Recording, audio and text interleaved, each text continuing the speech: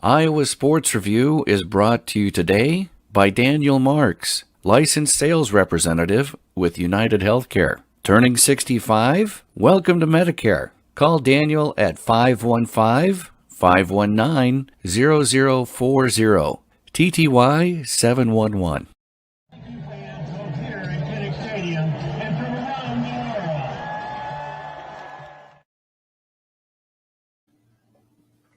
Hello, hello, hello. Welcome to Wednesday night, and the feeling is right. This is Adam Jacobi of GoIowaAwesome.com. You are watching the Iowa Sports Report, and welcome everybody. If you're new here, go ahead and click like and subscribe on the YouTube page if that's where you're watching it. That helps us grow this community and brings a whole lot more Hawkeye fans just like you into the chat with us. And we always like to see that. And yeah, so go ahead and click that. And while you're here, head on down to the chat, which is down there, and send us your questions, because ultimately this is a sort of an online call-in show, and we're here for you and your questions. So welcome, everybody. It is Maryland week, and what a week it is. It's going to be Friday night under the lights in College Park, Maryland, and some might say, much to the chagrin of people a couple hours west of here, but some might say it is Iowa's actual first test of the season. Indiana has proven to be all right, but probably not coming back to the top 25. Iowa State also no longer in the top 25 after Baylor stuck it to them. So, yeah, a little bit of shine coming off the first two wins, and certainly the next two wins against Colorado State last Saturday and Kent State the Saturday before that, neither of which got out of hand, both of which stayed close for a little bit longer than we were comfortable with. And so, yeah, I was still number 5 in the nation, still favored in this trip to Maryland, but only favored by 3.5 points last we saw. So, yeah, there's a little bit of reason to be concerned about this just by reading Iowa's own hand, not even looking at what the Terps bring to the table. So we've got a lot to talk about, and yeah, I think we need to be steeling ourselves for Iowa to be a very, very popular upset pick. And it would be an upset. Like I said, they are favored and they are the higher ranked team, but Maryland is also undefeated. And those Friday night games with the whole nation watching, boy, oh boy. So it's going to be fun. It's going to be exciting. So go ahead and give us your thoughts, your chats, your hot takes right there in the chat. That's what we're here for. Adam Jacobi for president of Iowa Twitter. I don't think that I'm even on Iowa Twitter. Why would you even say that? Clinton, welcome. This is a special Iowa Hawkeye team. I smell Big Ten and national championship. Look, those are still absolutely on the table. We haven't seen an Iowa team be ranked this high this quickly since the Hayden Fry era. And those were some pretty special teams, not only in terms of how they did in the Big Ten, but in terms of their ability to compete nationally. Now, obviously, Hayden's teams didn't fare too well when they headed over to Pasadena, and I guess Kirk's haven't in terms of Pasadena either. But if you look around the Big Ten, I mean, Iowa is right up there with Penn State in terms of where they're polling, and hopefully that's still going to be an undefeated matchup when the two lock horns later on this month. Fingers crossed, anyway, that both teams can hold up their end of the bargain. But yeah, everything that Iowa fans could want is still absolutely on the table, up to and including a berth in the college football playoff. I mean, that's still totally within the realm of not only possibility, but plausibility. Iowa probably matches up pretty well with Penn State, and Penn State is ranked higher than Ohio State. OSU has looked really iffy, especially on defense. So, at the very least, expectations, it's totally fine to have them still so high. I recommend it, as a matter of fact, because that whole thing about overconfidence, I don't actually believe in that as far as fans go. Like, yes, athletes can be overconfident, and it's coaches' jobs to make sure that they get that worked out, and they don't actually bring overconfidence onto the football field, because that is dangerous. But the stuff that we as fans talk about, that has no bearing on what actually happens on the field, right? Like there's no coach who's like, yeah, boy, we tried and tried. We had this great game plan, but our fans were too confident. Joe in row 17 was cocky and he blew it for us. Like, that doesn't happen. So keep your expectations sky high. And the only reason to not do that is to just steel yourself for disappointment, which is a very Midwestern thing to do. But at the end of the day, for a team that's in the top 5, enjoy this, relish in it, because these seasons, as anybody old enough to have gray in their beard would know, these seasons don't come along very often. So why not make the most of it, right? So yeah, Clinton, keep smelling national championship, man. This is what we waited for. David asks, if there were no preseason rankings, where would you see Iowa at this point? That's an excellent question. And honestly, I would see Iowa pretty much where they are right now. Iowa State, at the very least, they haven't played up to expectations, but part of that is the fact that they had to play Iowa so early, right? If it had just been another MAC, pushover, and the Iowa game was at the end of the season, at worst, Iowa State would be 3-1, and 4 games is enough to know, whether or not a team is good or not. And their loss was only at Baylor by 2 points, and they would still have some pretty legitimate Big 12 aspirations. So, and also, I got to say, looking around the rest of the top 10, rest of the top 15, there's some really, really iffy resumes out there. So, I mean, yeah, I guess we can sort of strip out the notion of those being top 25 wins. But at the end of the day, objectively, Iowa has a top 5 defense by any metric you want. They are ferocious. They create turnovers. They create points. They hold teams to just horrific levels of efficiency. So that alone should make Iowa a top 10 team, especially looking at the rest of college football. Because, at the end of the day, you're evaluating them against everybody else.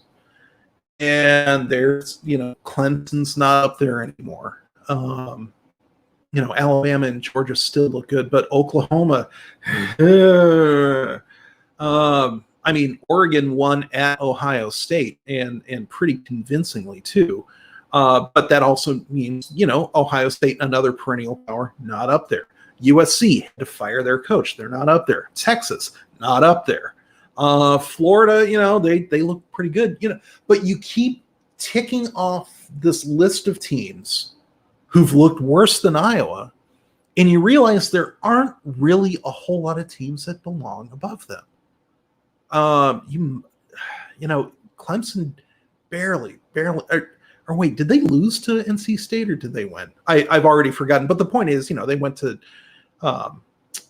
overtime that game. So if you're looking for really dominant play from out there, you're not going to find it either. So, yeah, I think Iowa is just about where they belong. I know that is scary territory because, again, we don't get these types of seasons very often. But I think there's less emphasis on those wins being top 25 in terms of where Iowa's ranked right now than you might think. So, but I do love that question, David. Thank you. Thanks as always for coming back. And our old friend Joe Pick, welcome once again, sir. Say hi to your dogs for me. A lot has been said about Maryland's offense versus Iowa's defense, given who each face has either been challenged. Is Tagovailoa the drive consistently, Parker D breaker? Oh, that's okay. Two really excellent questions here. I think we have seen Maryland's defense more or less challenged, or excuse me, Maryland's offense challenged. They sort of had a rough time with Illinois' physicality. And if anything, that is a little bit of a blueprint for the Iowa defense. And it's probably about the same sort of strategy that Maryland's defense is going to use, which is pretty similar to what we saw from Kent State and Colorado State, which is just disrupt that area within the first 10 yards of the line of scrimmage, disrupt the passing pocket, and just try to throw their offense off kilter.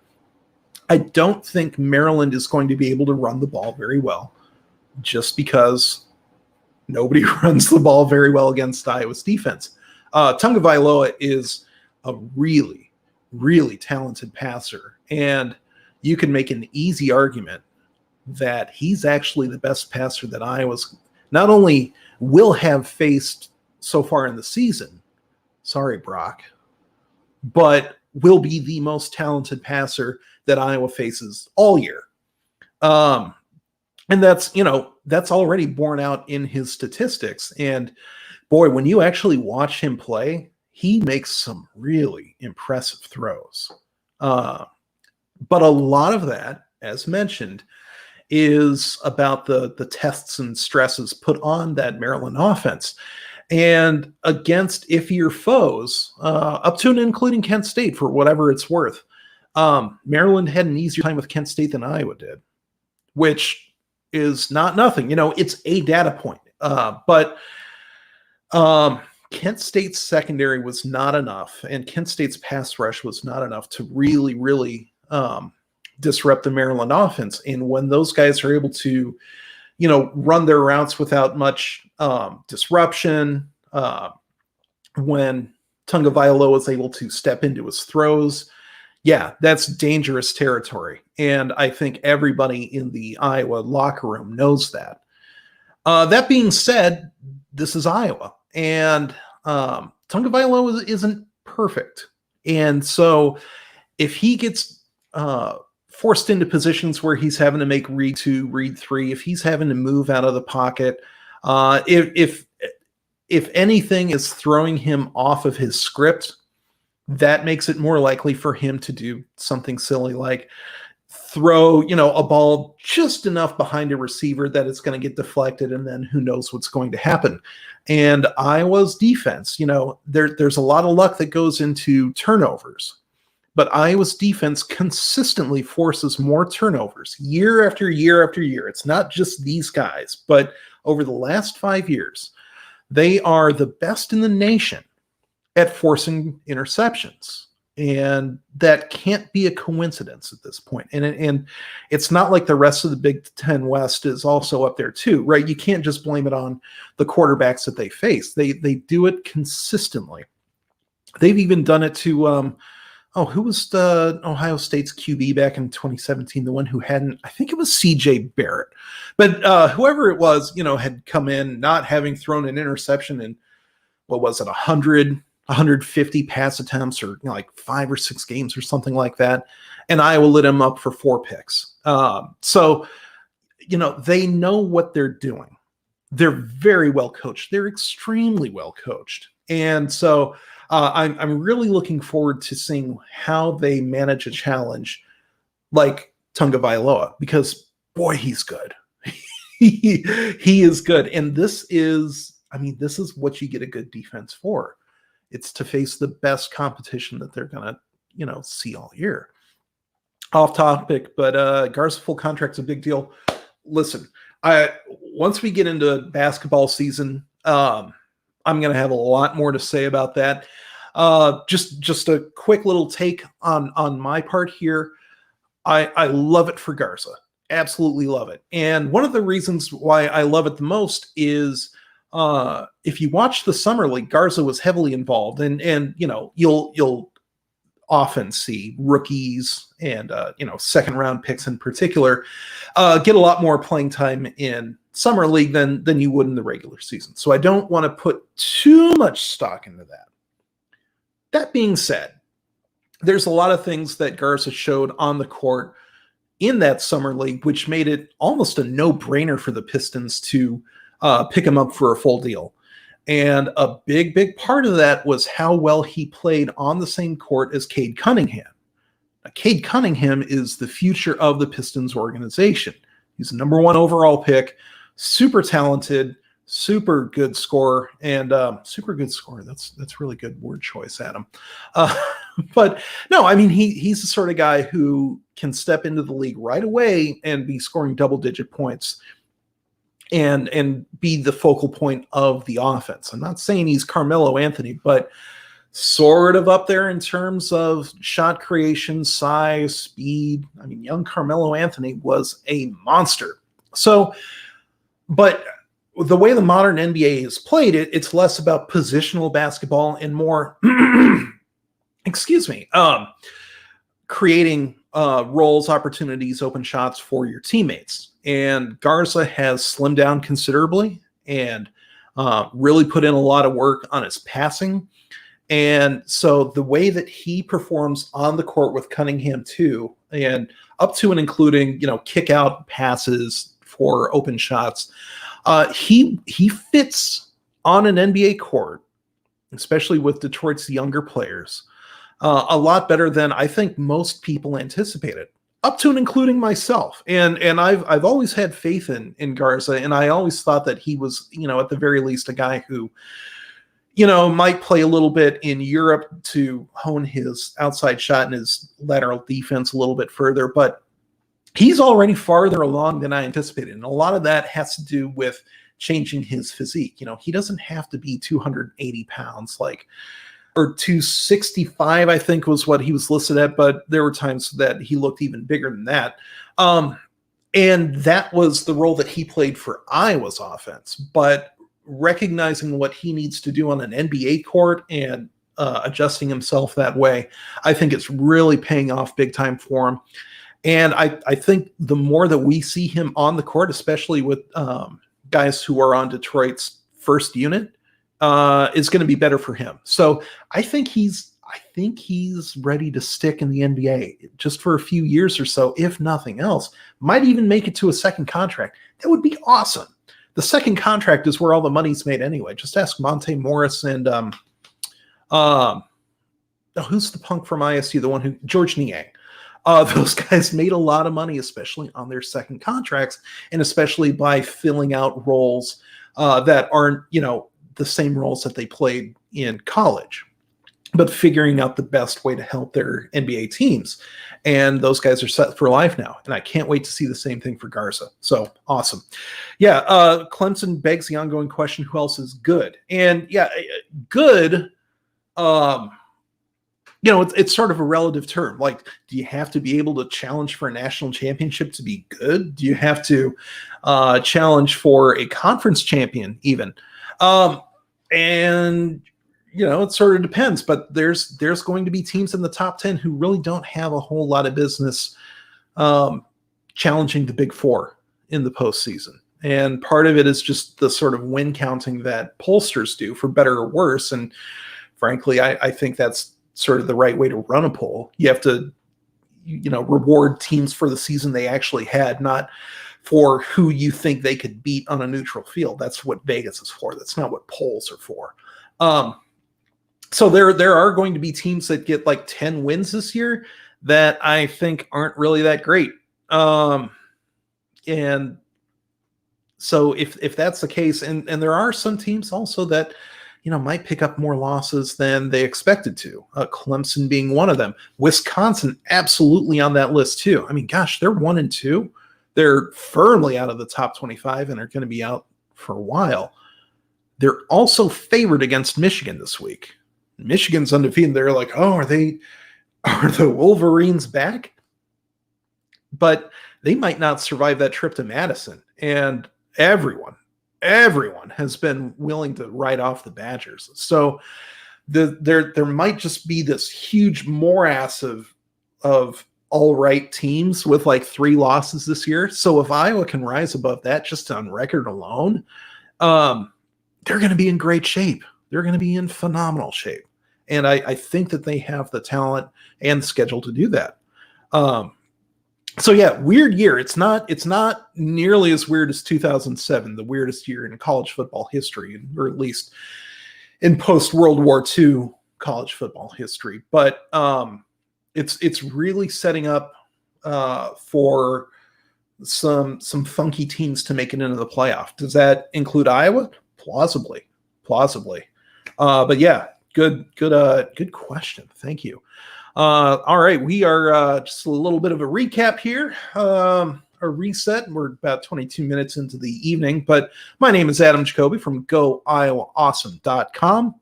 This is the Iowa Sports Review. It is a online stream, chat show, whatever you want to call it, but ultimately it's for you, the viewers, you, the community, you Hawk fans nationwide, to send in your takes, your questions, your thoughts, and just talk Hawks for a little bit. So head on over to the chat platform of whatever you're using. It's probably going to be YouTube. Type it into the chat window there and fire away.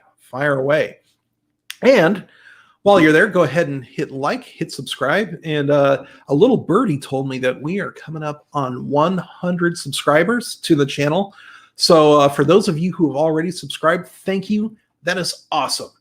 We love building this community. It's a community that I've been proud to be a part of for on the internet for the 15 years that we've been putting the website together, and to see it grow on this platform is awesome as well. So hopefully the next one of you who hits that subscribe button is going to push us over that magical 100 mark, or even pretty well past it. So yeah, go ahead and do that. And once again, it not only, makes us feel good and not only hits that nice round number, which everybody likes, but ultimately it's a way to tell YouTube that more and more Iowa fans need to be watching this. And so it gets put in front of more eyeballs that wouldn't otherwise know that this show exists. So, yeah, when we ask, it's not only for our own benefit, it's for all of you as well. So, please, if you like us, hopefully you do,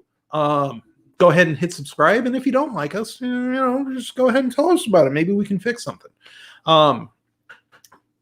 Maybe we won't. Who knows? Yeah, the conferences of Big Ten is allied with major regret. Not yet. We haven't really seen the alliance vibes in full effect just yet. The Pac-12 is it's iffy, isn't it? It's Oregon. Hopefully USC can get back to paying players and getting good again, which is its own. Like Clay Helton had to play by the rules because of NCAA breathing down their neck. And it's sort of come out that playing by the rules is not in USC's benefit, especially when it comes to getting and retaining top talent from the state of California. And so hopefully NIL sort of levels that playing field without people having to be untoward with NCAA rules anymore. I think lucrative name, image, likeness deals can especially be had in Southern California. USC is really, really well positioned for something like that. So hopefully that, there's going to be a directly beneficial, above board, licensed way for them to do this and to properly benefit their athletes. Because at the end of the day, honestly, I have no problem with money going in athletes' hands. I've never had any problem with it. In fact, I think enough time has passed that it's beyond the NCAA statute of limitations. But way back when I was a student in Iowa City at the University of Iowa, every now and then that Southgate, I think, is the name of the but that the Hy-Vee that's on the south side of town, the big one. There were a few football players who worked there, and you'd see them every now and then in the aisles and be like, "Oh my God, that's so and so." But I witnessed on multiple occasions, and so did friends of mine. People that I didn't even know at that time, but that I met later, and would corroborate stories like that. But every now and then, you'd see some of them open up a cash register, take a few 20s out, put it in their pocket, and then they're all good. And probably that was something sanctioned by the store, or by whoever. And I'm fine with that, because at the end of the day, they're college students. Right? Even the best of us, the ones that aren't worth a ton of money to the university, which is the vast majority of us, right? The ones of us who aren't on national television 12 times a year, money's tight for us too, right? And time is not as tight for the rest of us as it is for athletes too. They don't have 30 hours a week to work during the school year. I mean, gosh, the schedules that these guys are under are unbelievable. It was too much for me, even in D3, honestly. So I'm fine with money going in their pockets. $100 handshakes after the games, absolutely. I've seen that from friends of mine who went to other Power 5 programs, and again, I'm fine with it. And I'm just happy for NIL that it gets to be legal now, that you don't have to do that under the guise of like, don't tell anybody, but I saw him, right? Like now I can wear a Tyler Goodson shirt, and that money's going in his pocket or his family's pocket. And that might be the difference between somebody going pro or staying in school, right? Ultimately, if you really want to see top talent stay in college, you can try to go the rules way about it, like if you enroll, you have to stay there for 3 years, or you can actually make it worth their while. And how you make it worth their while is by letting them capitalize on the fame that they already bring to the table, that they're already earning. So yeah, man, it's all good, son. And it even has like Goodson 15 on the back, and it's got his little logo here. This like a lot of the shirts that I'm going to wear, that's from Ray Gun Shirts. That's an Iowa-based company. They also did the Tory Taylor shirt. But yeah, I mean, this, it doesn't have to be for charity or anything. At the end of the day, we want it to be beneficial for athletes to stay in college. This is how we do it. So I am totally pleased with it. Totally happy. That's that went completely off topic for David's question. But yeah, I mean, is the ACC good at football this year? Not really. Is the Pac-12 good at football this year? Not really. I'd say the Big Ten is, I mean, honestly, the best of the three.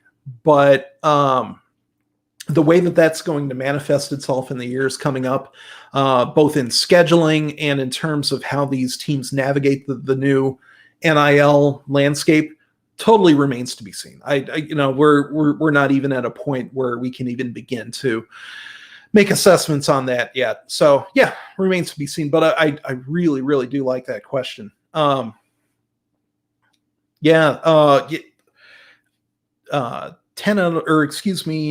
out of the last 12 years, at least 10 interceptions, and 9 in 2016. And I think that 2016 team was pretty good. And again, this just goes back to coaching, because it's so consistent, especially with the amount of turnover that this team has and with the relatively short spans of starting that most of these players have, right? A lot of them spend a few years waiting for their turns to get into that starting rotation. This is a developmental program after all. So it's not like you can just count on one guy for the next decade, like in the NFL and say Rod Woodson or Charles Woodson or anything like that. They're coached so well and so consistently that at some point, in fact, long before now would be the point, but at some point you just can't chalk it up to luck anymore. It's such a statistical anomaly compared to the rest of college football. Tom Fernelli of CBS Sports ran some numbers, and I'm going to butcher the the exact nature of them, I'm pretty sure. But over the last 5 years, Iowa had picked off like 4.6 or 4.7% of passes thrown, which is about 1 in 22. The national average is under 3%. It's something like 2.6, 2.7%. And that is getting up to about 1 in every 35, not quite 1 in 40, but pretty close. And again, Iowa's rank over the last 5 years, and that includes a ton of personnel turnover, multiple times in most position spots. That can't be an accident. It can't. I mean, this is ball hawk U, and it's ball hawk U for a reason, and that reason isn't a roll of the dice. So that is, they're going to be put to the test this week against Maryland. Absolutely. But this is what you get a good defense for, and hopefully the Hawkeye offense, if it gets to a point where they're going to have to score 24, maybe even 30 points to come out on top. Hopefully Petrus has that in him, because that's going to be a hostile environment on Friday night. And everybody else in the nation is going to be rooting for those Hawkeyes to lose. I mean, oh my goodness, the talking heads. If that hasn't even started, or I don't watch talking head sports programming. It's so tiresome. Right? Like, don't give Colin Coward or whoever your attention. They're trolls. They don't do any research. So I don't know if they've already started mocking Iowa or anything like that. But you have to understand, if that is programming that you do watch, those people look at Iowa and they see blood in the water. They see, this is going to be another one of those years where they're just not up to par, which, I mean, honestly, those years have started to become more and more frequent. Like, again, it can't be an accident if it keeps happening. And Iowa is getting to a point like where their baseline of success just keeps rising and rising and rising and rising to the point where you can't call them, chumps anymore. No one's had to evaluate where Iowa's at as a program. Hasn't had to happen in quite a while, right? But your talking heads haven't really caught up to that reality yet. And us being Iowa fans, some of us haven't really caught on to that reality yet. And part of that is conditioning over the previous 20, 30 years. So we came by it honestly, but what I'm driving at here is it's still fertile ground for them to mock Iowa, to say that they don't belong there, that it's not a real power program, blah blah blah. And we as Iowa fans, I mean, some of us might agree, but but it's sort of that he ain't heavy, he's my brother sort of situation. Like, you can't mock Iowa like that. Only we get to mock Iowa like that. Darn. And so they're able to generate quite a bit of conversation, shall we say, a lot of controversy just by mocking the black and gold. But at the end of the day, if Iowa didn't belong here, boy, the Hawkeyes do spend a whole lot of time ranked these days, don't they? And they're probably going to stay ranked again for quite a while. So understand that everyone that there's a whole lot of pot stirrers that want Iowa to lose and are going to be vocal about wanting Iowa to lose on Friday and for as long as this streak keeps up. There just are, because Iowa doesn't fit the mold of what a championship caliber program ought to be. Right? I mean, it doesn't. It's it's a developmental program that gets 3 and 4 star recruits that are very particular in terms of their skill profiles, sort of under the radar guys. And, if all you do is look at stars on 24/7 or Rivals or whatever, you're not going to expect Iowa to compete at a national level. You're not going to expect 10 wins a year, or 9, or I don't know, going 6-2 when there's COVID flying everywhere. You're not going to expect that. You're not even going to want it. You want your biases confirmed. For crying out loud, at USC, they some of the reports that have come out after Helton's firing, where recruiting coaches on the USC staff were going to websites and saying, hey, give a guy a 4th star so we can offer him, which is a very tail wagging the dog situation. But it sort of goes to show that ingrained bias toward good ranked recruits equals success. And usually that's the case. But you look at the way Nebraska recruits compared to Iowa. You look at the way USC recruits compared to Iowa. And then you look at who actually gets it done on the field. You know that stars aren't everything. But stars are easy to count. And for the people whose biases get confirmed by things that are easy to count, like 4 and 5 star recruits, they don't want to see Iowa succeed. They don't. It's just a fact. And it makes it all the more delicious when Iowa not only beats those teams, but beats them soundly. That Holiday Bowl, where everyone was trying to talk up the Trojans, they had Matt Leinart and Reggie Bush in the studio, like sitting next to each other, and how absolutely disconsolate they were after Iowa crushed them, physically manhandled them. Almost quarterback snuck their way from, what was it, the 8-yard line into the end zone, just calling that play over and over and over, because that was physical dominance. And that's the sort of thing that you get from a developmental program that you don't get from a Glory Boy program, which is what a lot of those star counters want. So, the national vibes around Iowa are not going to be, they're going to be a little bit hostile. They're going to be looking for any sort of confirmation that, this team isn't actually that good. And that's just a reality that we as fans have to brace ourselves for. And I'm really looking forward to seeing the Hawkeyes once again shut a few people up. So that was a little bit of an extended rant there, but it's something that's been on my chest for just a little bit. Will Tua get benched? Tua. It's interesting. I did not expect the Colorado State QB, Centeio, I believe his name was. I didn't expect him to be the first one to make it all 4 quarters against the Iowa defense. But if that is the formula for success, being that sort of run-pass option QB, a guy who can create on his feet, not a ton of them left on Iowa's schedule. Now, that being said, Adrian Martinez is one of them. He's lethal in the open field. This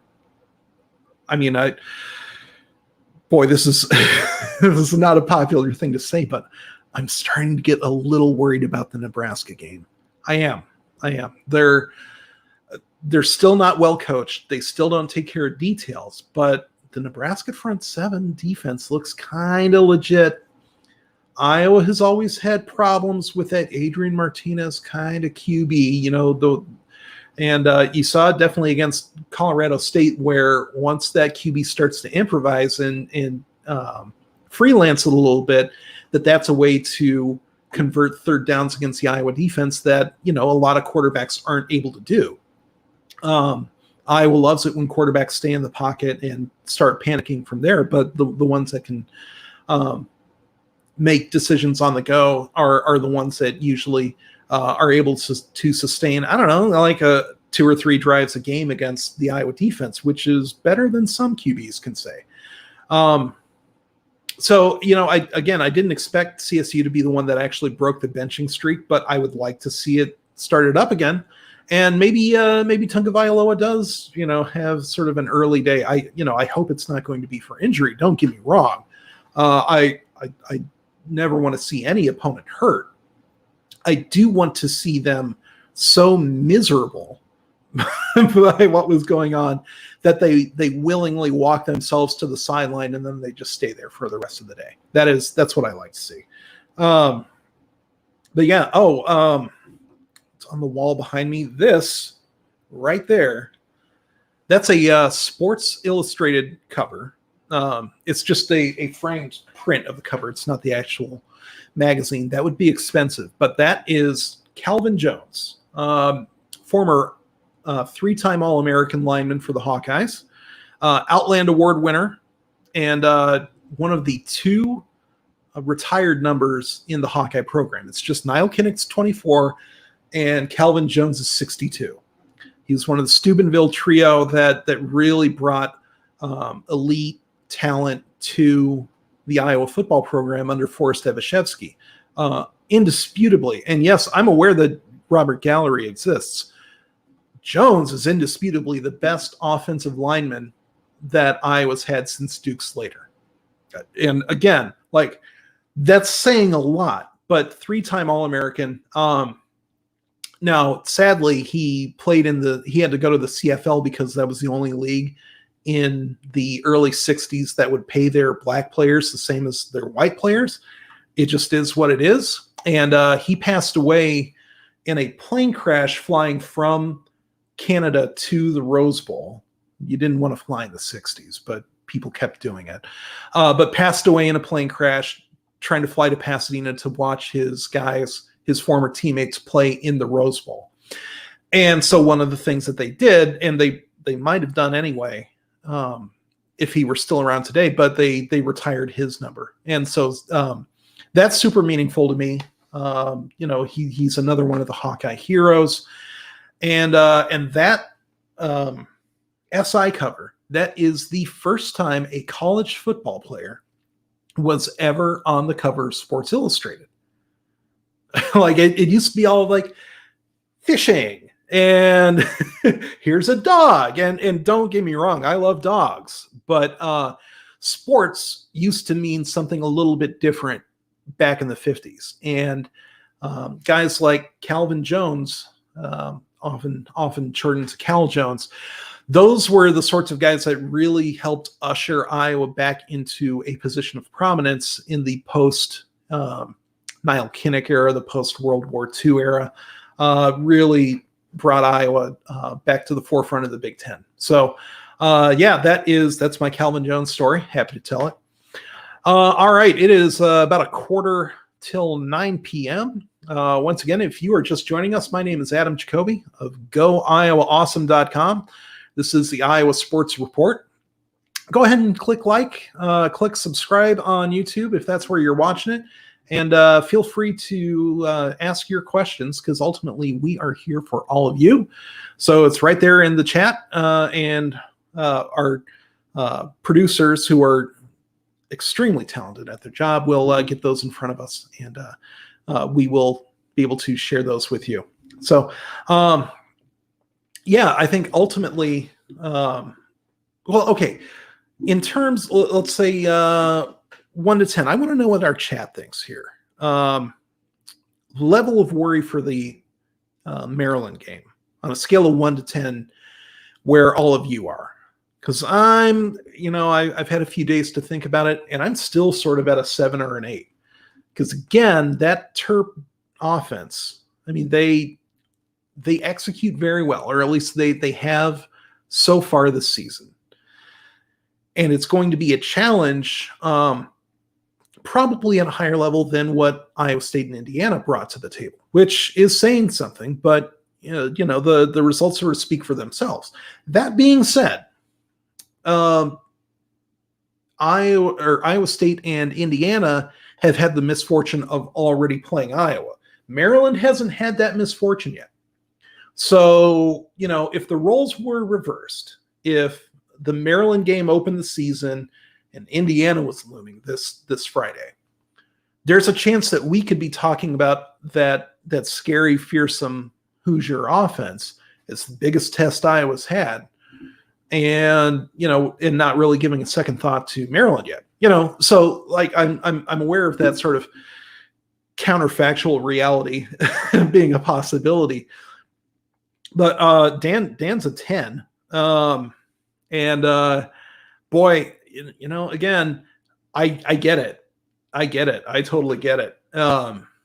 So, but I'm at about a 7 or an 8, and so yeah, hopefully we'll be very happy come Friday.